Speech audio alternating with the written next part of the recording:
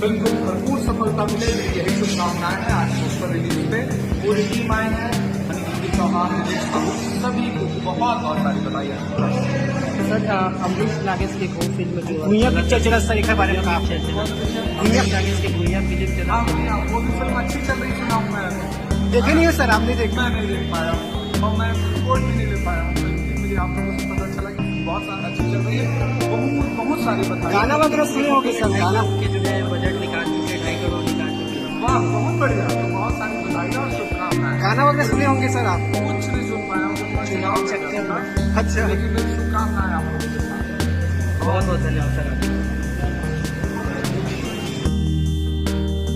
तो दोस्तों, आप सभी को पता होगा कि अमरीश नागेश की फिल्म गुइयाँ हमारे नज़दीकी सिनेमाघरों में 8 दिसंबर को लगा हुआ था। तो दोस्तों, यह फिल्म अच्छा कमाई कर रहा है और बहुत ही हाउसफुल जा रहा है यह फिल्म। कई सिनेमाघरों में अभी तक भी हाउसफुल बना हुआ है। तो दोस्तों, एक इंटरव्यू में अनुज शर्मा से पूछा गया विधायक बनने के बाद कि आपने अमरीश नागेश की फिल्म गुइयाँ को देखा है या नहीं। तो उन्होंने कहा है कि मैं चुनाव की वजह से नहीं देखा हूँ।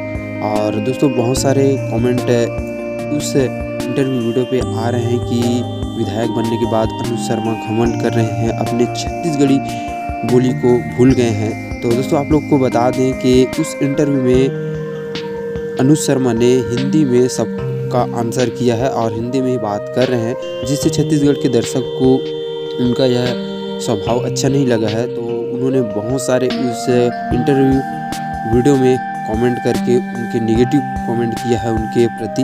तो दोस्तों, आप लोग को मैं कुछ नेगेटिव कमेंट को रीड नहीं करूंगा, आप लोग को डिस्प्ले पे शो कर दूंगा। तो दोस्तों, आप यहां से पढ़ लेंगे कि क्या क्या लोगों ने कमेंट किया है। तो दोस्तों, ऐसा बात नहीं है कि